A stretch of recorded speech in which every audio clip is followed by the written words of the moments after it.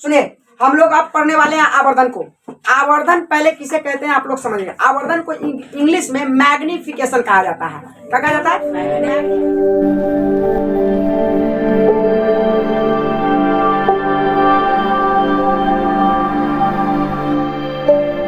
Magnification कहा जाता है। क्या कहा जाता है?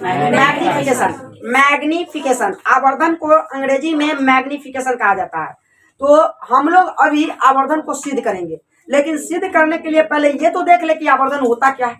तो याद रखेंगे, प्रतिबिंब की ऊंचाई बटा वस्तु की ऊंचाई के अनुपात, या आप ऐसे बोल सकते हैं कि प्रतिबिंब की ऊंचाई और वस्तु के ऊंचाई के अनुपात को ही क्या कहते हैं? आवर्धन कहा जाता है। अगर आवर्धन का आपका कंप्लीट एक ये पूछता है डिफिनीशन कि आवर्धन किसे कहते हैं, तो आप कहेंगे कि प्रतिबिंब, पहले प्रतिबिंब की ऊंचाई होना चाहिए। ये नहीं कि वस्तु की ऊंचाई, पहले वस्तु होता था वस्तु नहीं, पहले प्रतिबिंब। इसलिए तो आवर्धन मतलब कि खतरनाक है। पहले प्रतिबिंब, तो कैसा बनेगा ये डिफिनीशन? प्रतिबिंब की ऊंचाई और वस्तु के ऊंचाई के अनुपात को ही आवर्धन कहते हैं। तो के अनुपात का क्या मतलब होता है? अनुपात का मतलब होता है बट्टा। अनुपात का मतलब होता है बट्टा, यानी प्रतिबिंब के ऊंचाई और वस्तु के ऊंचाई के अनुपात, यानी प्रतिबिंब का जो भी ऊंचाई होगा उसको ऊपर रखेंगे और वस्तु की ऊंचाई को नीचे रखेंगे, और उसके अनुपात को, यानी वही बट्टा को हम क्या कहते हैं? आवर्धन कहते हैं। और आवर्धन को मैग्निफिकेशन कहते हैं। इसलिए आवर्धन को हम एम से सूचित करते हैं। किससे सूचित करते हैं? एम से। तो पहला तो लाइन आपका ये हो जाएगा कि आवर्धन कहते किसको है। सुनिएगा, आवर्धन गौर से समझिए, आवर्धन को किससे सूचित करते हैं? एम से। तो यहां हो जाएगा प्रतिबिंब, हम लिखा भी देंगे, प्रतिबिंब, प्रतिबिंब की ऊंचाई, ऊंचाई, प्रतिबिंब की ऊंचाई और वस्तु की ऊंचाई। कैसे लिख दे? पहले लिख देते आवर्धन एम बराबर प्रतिबिंब की ऊंचाई और वस्तु की ऊंचाई के अनुपात को ही आवर्धन, कोई बात नहीं है, आवर्धन कहते हैं। बाहर नहीं ना जा रहा है? बाहर चल गया। आवर्धन तक है, यहाँ तक है। आवर्धन लिखा है। अनुपात को क्या कहते हैं? आवर्धन कहते हैं। समझिए, हाँ याद रखिएगा। आवर्धन किसे कहते हैं? तो प्रतिबिंब की ऊंचाई और वस्तु के ऊंचाई के अनुपात को क्या कहते हैं? आवर्धन कहते हैं। अर्थात ये तो डिफिनीशन हो गया। अब इसको मैं ये कैसे ये कर सकता हूं? अर्थात कैसे इसको मैं एक फॉर्मूला बना सकता हूं? तो आवर्धन, समझिएगा, आवर्धन को किससे सूचित करते हैं? एम से। तो एम बराबर, पहले कहता है प्रतिबिंब की ऊंचाई, तो प्रतिबिंब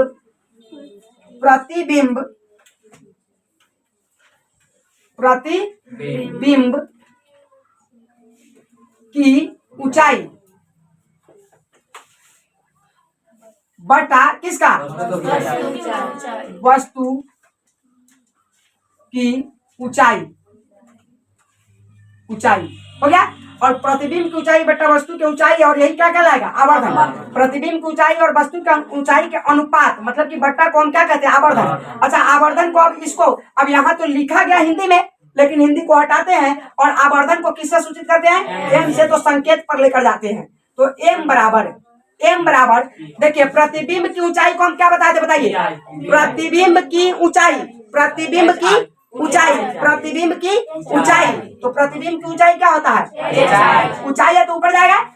दर्पण कोई भी हो, ऊंचाई है तो कहाँ जाएगा? ऊपर। तो ऊंचाई अगर ऊपर गया तो प्रतिबिंब है। कितना भौकलोल है तुम लोग। प्रतिबिंब की ऊंचाई ऊपर जाएगा रे, प्रतिबिंब की ऊंचाई मतलब ऊंचाई नीचे नहीं जाएगा। प्रतिबिंब की ऊंचाई कहाँ जाएगा? नीचे। तो प्रतिबिंब को किससे सूचित करते हैं? एच आई से। तो ये किस में जाएगा? माइनस में कि प्लस में? माइनस में। तो प्रतिबिंब की ऊंचाई एच आई और इसमें लगेगा माइनस। अब बट्टा वस्तु की ऊंचाई, वस्तु की ऊंचाई को क्या कहते हैं? H o. तो क्या जाएगा? H o. अभी ऊपर जाता है इसलिए प्लस का रहेगा। तो थोड़ा और आगे बढ़ो, एम इक्वल टू, एम आप छोटा भी लिख सकते हैं, एम इक्वल टू माइनस तो रहेगा ही। अच्छा एच आई क्या है? ये एच आई क्या है? प्रतिबिंब की ऊंचाई। और दूरी से लेकर आइए तो प्रतिबिंब की दूरी क्या कहलाती है? प्रतिबिंब की दूरी, प्रतिबिंब की दूरी बी कहलाती है। प्रतिबिंब की दूरी बी कहलाती है। तो बी हो गया। अब बटा वस्तु की दूरी, वस्तु की दूरी यू कहलाती है। तो क्या होगा यहाँ? यू। तो एम बराबर माइनस बी बाई यू, यही आपका सूत्र होता है किसका? आवर्धन का। इतना आसान सिद्ध हो गया। सिद्ध करने में कोई हार्ड है? लेकिन आप लोग बुढ़बा ये सिद्ध नहीं हुआ है, ये तो मैंने सिर्फ फॉर्मूला बताया है। Minus b by u, minus b by u क्या है? ये आवर्धन का सूत्र है। अगर आपसे पूछेगा एग्जाम में कि आवर्धन का सूत्र क्या होता है, तो minus b by u, minus b by u आवर्धन का सूत्र है। माइनस बी बाई यू आवर्धन का सूत्र, याद रखेंगे।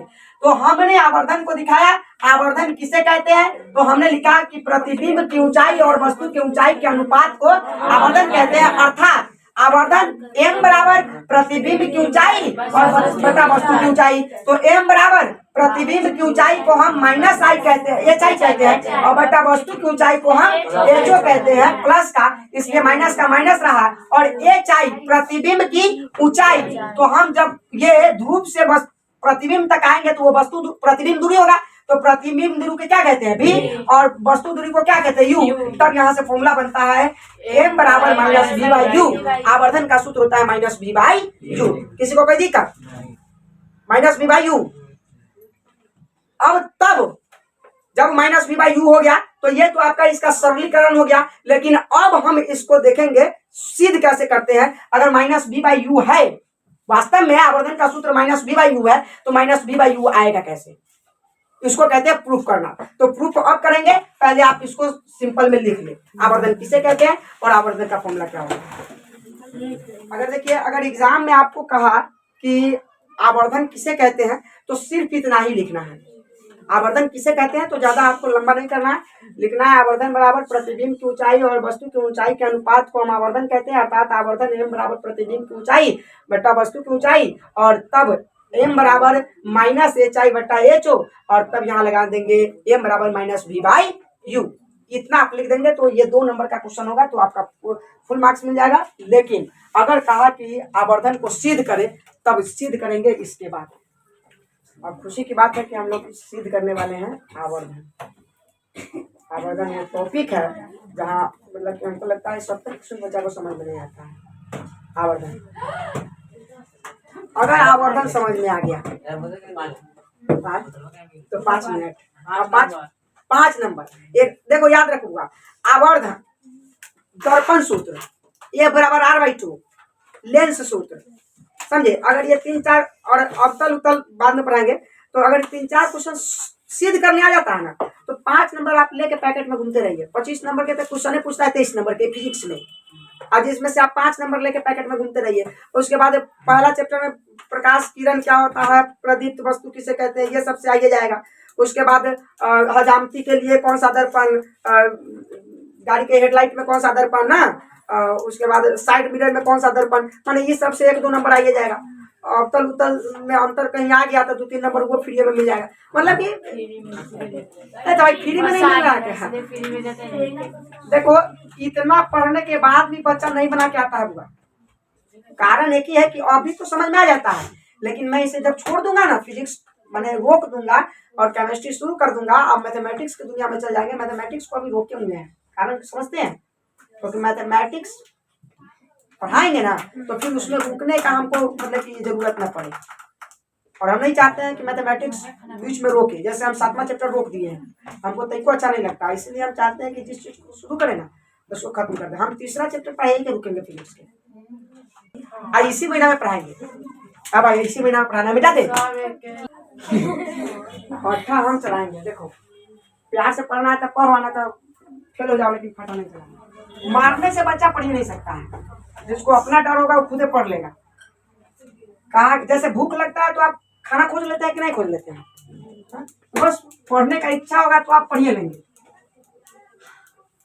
मैं तो एक कहानी सुना देता, लेकिन वक्त नहीं है और मैं इसी महीना में फिजिक्स को खत्म, मैंने तीसरे चैप्टर को समाप्त कर रहा हूँ, इसलिए मैं नहीं सुना सकता। सुनेंगे अब आप लोग गौर से। हाँ, आप सुने। अब हम लोग शुरू करने जा रहे हैं आवर्धन को सिद्ध करना। तो यहाँ पे क्वेश्चन रहेगा कुछ इस प्रकार के। पहले मार्कर सबको छाट लेने दीजिए, चलेगा धुआंधार। हाँ, ये धुआंधार चल रहा है और ये धुआंधार चल रहा है। तब सिद्ध करता हूँ। सिद्ध करे कि m बराबर माइनस वी बाई यू, अर्थात क्या आवर्धन। m बराबर माइनस वी बाई यू अर्थात क्या आवर्धन। m बराबर माइनस वी बाई यू, इसी को आपको सिद्ध करना है कि कैसे m बराबर माइनस वी बाई यू होता है। तो अब यहाँ से आप शांत मुद्रा में बैठ जाए और तब मैं जो समझाता हूँ उसे समझिए। सबसे पहले सिद्ध करने के लिए आपको एक चित्र की आवश्यकता पड़ेगी, समझे। एक चित्र आपको बनाना पड़ेगा। तो कौन से केस लेंगे जिससे आप आसानी से आवर्धन को सिद्ध कर सके, वो केस होगा केंद्र और अनंत के बीच वाला, जो मैंने इससे पहले लिया था आप लोग के सामने। और अवतल दर्पण का प्रयोग करते हैं। तब अवतल दर्पण का हम प्रयोग करेंगे कुछ इस प्रकार से। मान लो कि ये आपका दर्पण है और ये कौन सा दर्पण है, अवतल। एकदम शांति से देखिए, आपको पता नहीं चलेगा कि कब यह आवर्धन सिद्ध हो गया, नहीं पता चलेगा। मैं कह दिया हूँ, हम बताएंगे भी नहीं। पहले ये मैंने मतलब कि ये दर्पण बना दिया। दर्पण बनाया तो इसके प्रधान अक्ष होंगे कि नहीं होंगे? ये P होगा, थोड़ा मैं बड़ा लिखता हूँ। ये आपका P होगा, ये आपका F होगा और ये आपका C होगा। मैं इसको थोड़ा और बढ़ा देता हूँ और वस्तु को मैं यही ले रहा हूँ। ये आपका क्या है, वस्तु। तो वस्तु मतलब कुछ इस प्रकार से देखिएगा, इस प्रकार से यहाँ जाएगा ना। किसके पास इसके लेला होता, देखिए बुआ, ये कुछ इस प्रकार का है। अच्छा, ये प्रधान अक्ष के क्या है, समांतर है। तो कहाँ से होकर जाएगी, फोकस से होकर जाएगी। ये देखिए यहाँ रखेंगे और ये इसको फोकस से गुजारेंगे कुछ इस प्रकार से। मैं इसको फोकस से गुजारूंगा, किसी को कोई दिक्कत। अच्छा, दूसरा किरण कहाँ से लेना है हमको? हम फोकस से नहीं लेंगे, हम कहाँ से लेंगे, ध्रुव से लेंगे। क्योंकि नियम 4 थे ना, हम चौथे नियम का प्रयोग करेंगे और मैं ध्रुव से कोई किरण को ले रहा हूँ। ये किरणें कहाँ से आएंगी, ध्रुव से। आपको भी सेम यही करना है, ज्यादा कुछ ये नहीं करना है। ये हो गया। अब ये ध्रुव से आया तो कहाँ से जाएगा, उसी से जाएगा। और जितने डिग्री से आया उतना ही डिग्री से ये चला जाएगा ना, कुछ इस प्रकार से चला जाएगा। देखिए गौर से, कुछ इस प्रकार से ये चला गया, चला गया। यही रहा आपका चित्र। देखिए ये किरणें इधर से आई, पहले आप समझ लीजिए कि कहाँ से कौन किरणें आई हैं और ये सही है कि नहीं है। देखिए गौर से देखिए, सबसे पहले मैंने क्या किया, ये आपका क्या है, वस्तु है। ये क्या है, वस्तु है। वस्तु का नाम हमने दे दिया ए और बी नाम दिया। तो ए और बी दिया, तो पहले देखिए एक किरण मैंने समांतर लिया, तो समांतर किरणें कहाँ से गई, फोकस से गई, तो ये यहाँ से चली गई। ठीक है, ये यहाँ से चली गई। दूसरा किरण मैंने कहाँ से लिया, दूसरा किरण मैंने ध्रुव से लिया। ध्रुव से लिया तो ध्रुव पर आया, ये किरणें आई और जितने डिग्री से आया उतना ही डिग्री से ये वापस चली गई। ये नियम सब आप देखते रहिए कि सही नियम लग रहा है कि नहीं। चला गया ना। अब ये दोनों कटा कहाँ, यहाँ कटा। तो अब कौन सा, अगर यहाँ कटा तो ये किरणें को इसको ऊपर बढ़ाएंगे तो यहाँ प्रतिबिंब बना। प्रतिबिंब आपका कहाँ बन गया, तो प्रतिबिंब बना। तो ये हमारा वस्तु क्या था, ए भी था, और ये वास्तविक बना है। वास्तविक में प्रतिबिंब उल्टा बनता है, किस तरह बनता है, उल्टा बनता है। यानी जो ए रहेगा, निचला पैर जो है पैर रहने करेगा और स्वर कहाँ चल जाएगा, नीचे चला जाएगा ना। तो देखिए यहाँ पर जो ए आपका क्या है, पैर है। ये क्या है, पैर है। तो ए आपका ए ही रहेगा और बी कहाँ चलाएगा, नीचे। ये तो आपको इमेज हम इसको कहते हैं और ये आपका बी हो गया। तो देखिए दोनों तो ए भी हो गया, इसलिए हम प्रतिबिंब वाले में ए डैश और बी डैश लगाते। तो आप थोड़ा सोचिएगा, ए बी आपका क्या है, वस्तु की ऊंचाई है, वस्तु की ऊंचाई है। और ए डैश बी डैश क्या है, प्रतिबिंब की ऊंचाई है। अच्छा, पी से लेकर ए तक की दूरी क्या है, वस्तु की दूरी है। अच्छा P से लेकर A डैश की दूरी क्या है? प्रतिबिंब की दूरी है। कोई दिक्कत? अच्छा यही में जरूरी होता हमको तो P से लेकर F तक की दूरी क्या है? फोकस दूरी है। P से लेकर ध्रुव से लेकर फोकस तक की दूरी क्या? फोकस दूरी। जिसकी दूरी पूछेगा वहां तक ले जाकर छोड़ देंगे। तो यहाँ पर ये सब हम जानते हैं ना, तो यहाँ नीचे लिखेंगे हम जानते हैं कि। दिख रहा है हुआ? दिख रहा है? हम जानते हैं कि और जो जानते हैं वो चीजों को मैं यहाँ लिख दूंगा। क्या जानता हूँ भाई? तो एक चीज मैं जानता हूँ कि ए बी हमारा क्या है? ए बी बराबर वस्तु की ऊंचाई। वही चीज लिखना जो मैंने पहले पढ़ा है। ए बी बराबर वस्तु की ऊंचाई। और वस्तु की ऊंचाई को किससे दिखाते हैं? एच ओ से। एच ओ से, गड़बड़ से भी गड़बड़ ना हो। अच्छा ए डैश बी डैश क्या है? ए डैश बी डैश, इसको क्या कहते हैं? प्रतिबिंब की ऊंचाई। प्रतिबिंब की ऊंचाई। और प्रतिबिंब की ऊंचाई को किससे दिखाते हैं? एच आई से। लेकिन ये किसमें होगा? माइनस में, क्योंकि प्रतिबिंब नीचे ना रहा है तो ये माइनस में जाएगा। इसमें किसी को दिक्कत हो रहा है? अच्छा तो आगे भी नहीं होगा। अब यहाँ समझिए P से A तक, यानी PA बराबर क्या है? PA क्या है? वस्तु दूरी। और वस्तु दूरी को U से प्लस का कि माइनस का? क्योंकि ये हमारा केंद्र है तो इधर जाएगा तो क्या होगा? ओरिजिन है तो इधर आएगा तो माइनस होगा, है ना? अच्छा इधर जाता तो प्लस होगा। अच्छा उसके बाद PA डैश ये क्या है? प्रतिबिंब दूरी। इसके नीचे नहीं लिखूंगा, बस यही लिख के उधर लिखता हूँ। प्रतिबिंब दूरी क्या है? भी कहते हैं। प्रतिबिंब दूरी को क्या कहते हैं? भी। और भी देखिए किसका होगा? माइनस।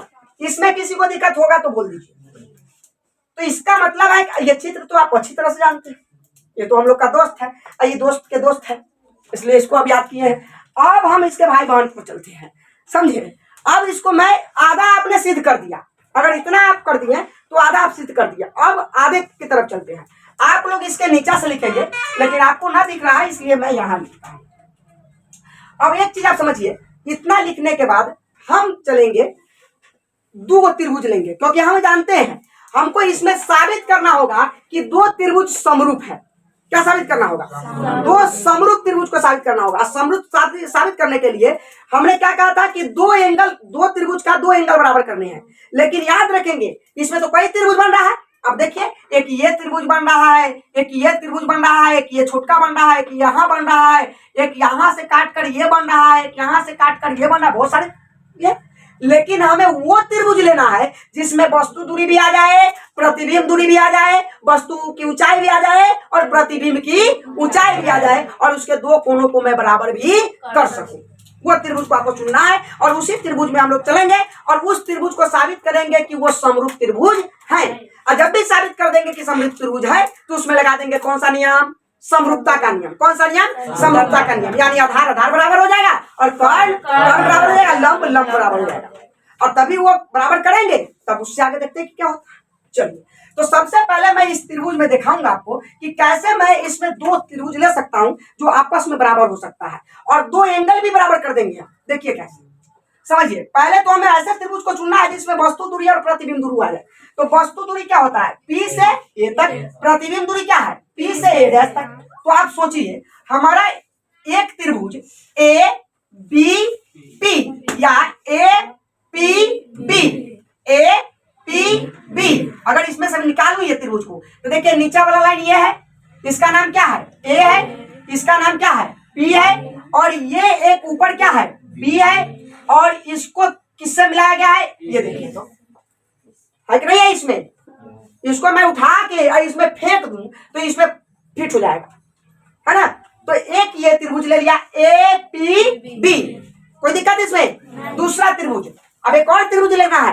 तो देखिए नीचे आइए, ये तो वस्तु वाला हो गया, प्रतिबिंब वाला में A dash P B dash, A dash P B dash. ये किस प्रकार का है? फिर इसमें भी आधार है, कुछ इस प्रकार का है। देखिए इसी में बना देता हूं, कुछ इस प्रकार का है और ये चीजें इससे जाकर मिल रही है कि नहीं है? इसका नाम A डैश और इसका नाम बी डैश। यही तो है। देखिए ये चीज को अगर उठा के इसमें फेंक दूं तो एकदम ये जाके चपक जाएगा। किसी को दिक्कत? अब दो त्रिभुज लिया, पहले त्रिभुज ए पी बी, दूसरा त्रिभुज ए डैश पी बी डैश। अब हम इस दोनों त्रिभुज को क्यों लिए? क्योंकि दोनों त्रिभुज को हमको कैसा साबित करना है? समरूप। और समरूप साबित करने के लिए दो एंगल बराबर करने होंगे। एंगल एंगल से अगर समरूप करना है तो देखिए कैसे, ये वाला ये देखिएगा, ये जो है इसके बराबर होगा कि नहीं होगा?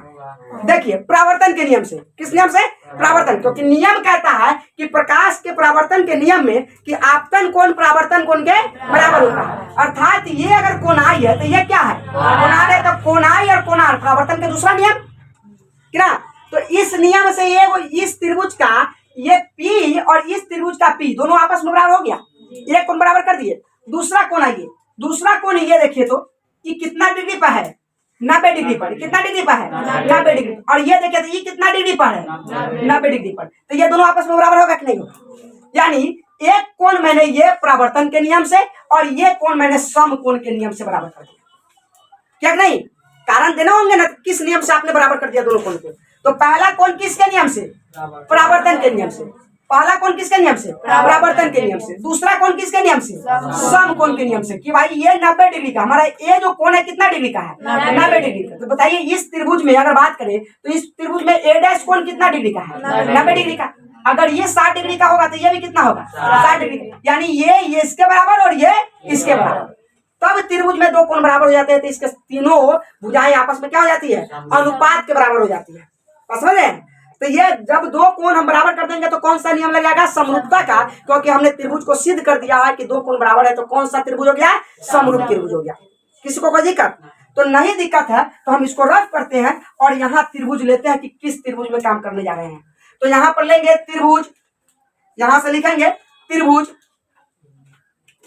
त्रिभुज किसमें? देखिएगा अब आप कहेंगे बी पी ए में चल जाए। शुरू कीजिए यहां से ए पी बी। आप कहीं से चल जाएंगे तो कोई दिक्कत नहीं होगा। ए पी बी तथा, क्योंकि दो त्रिभुज में साबित करना है। दूसरा त्रिभुज कौन लेंगे? ए डैश। लेकिन इसमें लिया तो भाई इसमें ए डैश, तो उसके बाद पी पकड़े थे, उसके बाद बी पाएंगे। ए डैश पी बी डैश, ए डैश पी बी डैश में इसमें दो त्रिभुज का कोण साबित करना है। याद रहेंगे जिस कोण को मैं बराबर करता हूं ना वो कोण का नाम बीच में लिखा जाता है। जैसे यहां समझो, मान लो कि ये त्रिभुज है और ये कोण कितना डिग्री का है? 60 डिग्री का है। इसका नाम ए बी सी है। तो ये कोण हमने देखा कि भाई ये कोण की बात हो रही है। तो कोण जब लिखेंगे कोण को ऐसे दिखाते हैं। ये किसका का साइन है? कोण का। आइए किसका साइन है? त्रिभुज का। तीनों कोण है तो त्रिभुज, एक खुला तो कोण। क्योंकि दो रेखाओं के मिलने से क्या बनता है? कोण का निर्माण। तो ये कोण का साइन है। तो हम किस कोण को लिखने जा रहे हैं? बी को। तो बी को लिखेंगे तो या तो मैं लिखूंगा बी को किसी हाल में बीच में रखना है। जिस कोण को लिखने हैं उस कोण को कहाँ रखा जाता है? बीच में। तो हम बी को लिख रहे हैं तो ए बी सी लिख सकते हैं, या इसी को सी बी ए लिख सकते हैं। लेकिन बी कहाँ गया? बीच में ही गया। ए बी सी लिखिए या सी बी ए लिखिए, लेकिन बी कहाँ जाना चाहिए? बीच में। जिस कोण की बात होगी उसको मैं बीच में रखूंगा। जिस कोण की बात होगी उसको मैं बीच में रखूंगा। देखिए हमने कौन कौन से त्रिभुज को चुना है? अब वह देखिए गौर से देखिए, हमने त्रिभुज चुना है ए पी बी और ए डैश बी और बी डैश। ये त्रिभुज चुना है। तो इसमें इस दोनों त्रिभुज में क्या वो कोण बराबर करने हैं? दो। अगर इसका ये कोण बराबर है तो इसका भी ये कोण बराबर होना चाहिए। अगर इसका ये कोण ऐसा ना है कि इसका ई 90 डिग्री है तो इसका ई 90 डिग्री होगा, नहीं। आधार से लगा हुआ कोण ही 90 डिग्री का होना चाहिए। समझिए यहाँ पर समझिएगा, ये कोण आई है और ये कोण आ रहा है। तो मैं क्या देख रहा हूँ कि ये तो परावर्तन का नियम लग रहा है। तो ये कोण आपस में बराबर होंगे। कोण का नाम क्या है? बी। तो इसका मतलब है कि ए पी बी का पी जो कोण है वो ए डैश पी बी डैश के पी कोण के बराबर होगा कि नहीं होगा? तो मैं यहाँ लिख सकता हूँ कि कोण अब पी बराबर है तो इसका मतलब बीच में किसको रखेंगे? पी को। तो ये से शुरू करेंगे ए पी बी बराबर है कोण कौन का साइन नहीं छोड़िएगा, कौन किसके, फिर पीए के, तो लेकिन नीचे वाला में तो ये कहां से शुरू हो रहा है, एस, ए डैश से, तो ए डैश पी बी डैश के, ए डैश पी बी डैश के। किसको कोई दिक्कत, एक बार और समझ लीजिए, हमने इस त्रिभुज और इस त्रिभुज में दोनों में एक प्रकार से बराबर करना है। तो इस त्रिभुज में एक कोण को बराबर किया जिसका नाम था पी, और किसके बराबर, इस त्रिभुज में पी के बराबर। देखिए दोनों में ये नाम तो पी है, तो यहाँ देखिए जब मैंने पी को देखा कि इसके लिए भी कोण आ रहा है, इसके लिए भी कोण आ रहा है, परावर्तन के नियम में दोनों बराबर होते हैं, तो कोण ए पी बी बराबर है किसके, कोण ए डैश पी बी डैश के।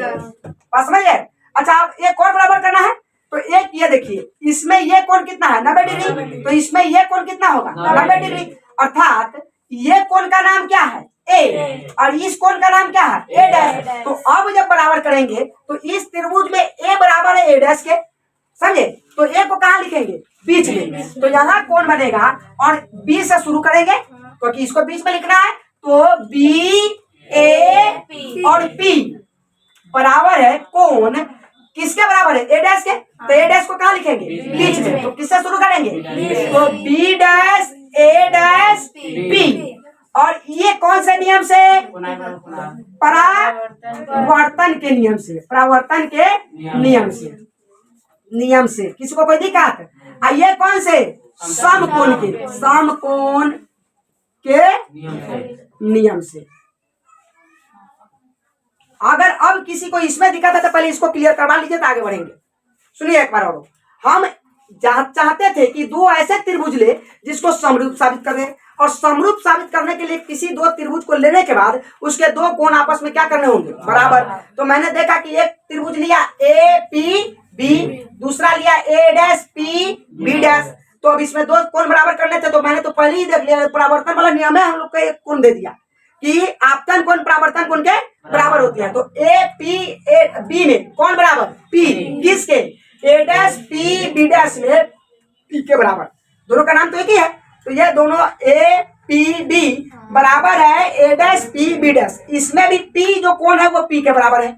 अच्छा इसमें आइए, इसमें जब आया तो दूसरा कोण हमने देखा कि भाई ये भी 90 डिग्री पर है, ये भी 90 डिग्री पर है, तो इसका मतलब है कि ए बराबर है किसके, ए डैश के, तो इसको लिखेंगे कैसे, जो बराबर है उसको बीच में लिखेंगे, माने जो कोण जिसपे कोण की बात हो रही है बीच में, तो बी ए पी, इस त्रिभुज में कौन, बी ए पी बी में किसकी बात हो रही है, ए की, बी ए पी बराबर है किसके, बी डैश, माने यहाँ ए डैश पी के, ये परावर्तन के नियम से और ये समकोण के नियम से, ऐसा समझ में। बढ़े आगे, तो इतना के बाद जब आगे बढ़ेंगे तो हमने तो बराबर कर दिया, तो यहाँ लिखेंगे यहाँ, अब बताइए ये समरूप हो गया कि नहीं हो गया, दो त्रिभुज लिया, दो कोण बराबर हो गया, इसका मतलब ये समरूप हो गया। तो यहाँ त्रिभुज कौन कौन, ए पी बी तथा A dash B dash angle के अनुसार ना, अनुसार किसके है, समरूप त्रिभुज होंगे कि नहीं होंगे। इसको लिखने में कोई दिक्कत, क्या लिखे, ए पी बी तथा त्रिभुज ए डैश पी बी डैश किसके अनुसार, एंगल मतलब कि दो को कोण बराबर किए हैं, तो एंगल के अनुसार क्या है, समरूप होंगे, इसलिए कौन से नियम से, समरूपता के नियम से। देखो हमने दो कोण लिया, दो त्रिभुज लिया, दोनों त्रिभुज में दो कोण बराबर किए, एक परावर्तन के नियम से, एक समकोण के नियम से, और तब मैंने लिखा कि त्रिभुज ए पी बी तथा A dash P B dash में या A dash P B dash angle के अनुसार समरूप त्रिभुज होंगे या है, इसलिए समरूपता के नियम से। अब जब दो त्रिभुज समरूप साबित कर देते हैं तो समरूपता का नियम कहता है कि उसके आधार के बराबर और लंब के बराबर होता है। तो अब थोड़ा समझेंगे, आवर्धन का फॉर्मूला क्या था, माने परिभाषा क्या था, कि प्रतिबिंब की ऊंचाई पहले प्रतिबिंब की ऊंचाई था, तो पहले हम किसको लिखेंगे? प्रतिबिंब को लिखेंगे। तो तब लिखेंगे नियम से, नियम से, और यहाँ देंगे और यहाँ लिखेंगे, यहाँ लिखेंगे प्रतिबिंब की ऊंचाई। समझिएगा, आवर्धन मतलब कि अब आवर्धन को सिद्ध करने के लिए बढ़ते हैं, तो ये समरूप साबित कर दिए। अब हम समरूपता का नियम लगाएंगे, तो इसके दो भुजा आपस में क्या होंगे? तीनों बराबर होगा, लेकिन हमको जरूरी किसका है? दो ही का जरूरी है। तो देखिए इसका, अगर प्रतिबिंब की ऊंचाई और बिंब की ऊंचाई में पहले क्या आता है? प्रतिबिंब की ऊंचाई। तो देखिए प्रतिबिंब की ऊंचाई इसमें कौन है? ए डैश बी डैश। ए डैश बी डैश जो होगा वो किसके बराबर होगा? बिंब की ऊंचाई के बराबर होगा, माने वस्तु की ऊंचाई के बराबर होगा। यानी लंब लंब के बराबर होगा और आधार आधार के बराबर होगा। तो ये देखिए ये आपका कर्ण है, ये भी इसका आपका क्या है? कर्ण है। ये लंब है तो ये लंब है, ये आधार है तो ये आधार है। तो जब समरूपता का नियम लगाएंगे तो लंब लंब के बराबर, आधार आधार के बराबर, कर्ण कर्ण के बराबर होगा। तो चलिए हम लंब लंब के बराबर करते हैं, लेकिन अनुपात में। किसमें? अनुपात में। तो लंब इसका, प्रतिबिंब का लंब कौन है? ए डैश बी डैश। इसका अनुपात माने बटा किसका? ए बी का। किसका? ए बी बराबर। अब देखिए आधार इसका कौन है? ए आधार इधर से मापेंगे ना, तो पी ए डैश, और ये तो आधार हो गया। तो इस बड़े त्रिभुज का आधार कौन है? P A. क्या है? P A. हमको दो ही चाहिए था तो दो मैंने ले लिया, कोई दिक्कत किसी को? अब नहीं दिक्कत है तो थोड़ा इसके बाद आप सोचिए, ए डैश और बी डैश इस चारों में आइए तो क्या है? ए डैश बी डैश प्रतिबिंब की ऊंचाई है। अब प्रतिबिंब की ऊंचाई की जगह पे क्या लिखेंगे? माइनस ए लिखेंगे ना, पहले से लिख रखे हैं। तो ए डैश बी डैश की जगह पे क्या लिखेंगे? माइनस। इधर लिख देगा, देखिए ए डैश बी डैश के जगह पर क्या लिखेंगे? Minus H I. तो यहाँ लिखेंगे माइनस एच आई और बटा ये क्या है? ए बी है। तो इसमें ए बी देखिए तो कहीं है ए बी क्या है? वस्तु की ऊंचाई क्या कहते हैं? H o. तो नीचे लिखेंगे एच ओ बराबर। अब आएंगे पी ए डैश, इधर नहीं दिख रहा है, ये चाहिए लग रहा है बराबर को ना, इधर घुमा दो, इसको भी देखने देना, थोड़ा सा घुमा।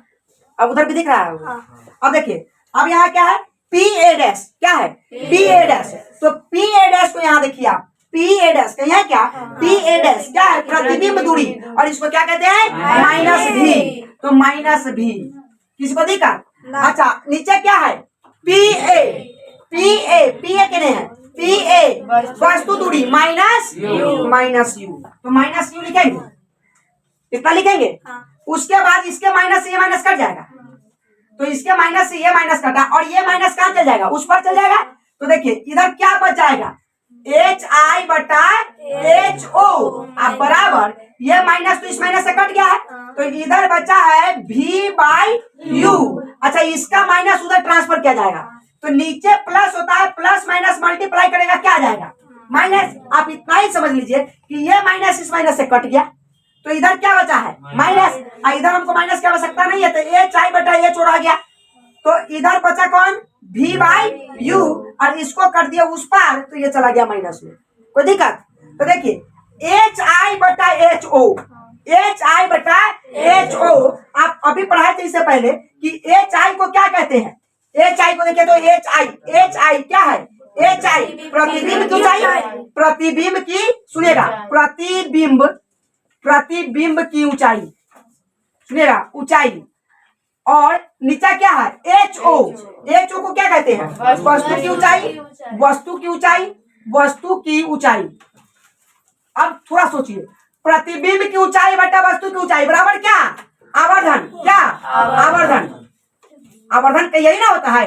आवर्धन बराबर क्या होता है? प्रतिबिंब की ऊंचाई बटे बिंब की ऊंचाई, मतलब कि वस्तु की ऊंचाई। प्रतिबिंब की ऊंचाई बटा वस्तु की ऊंचाई बराबर आवर्धन। आवर्धन को किससे सूचित करते हैं? तो क्या मैं इसके जगह पर एम लिख सकता हूँ?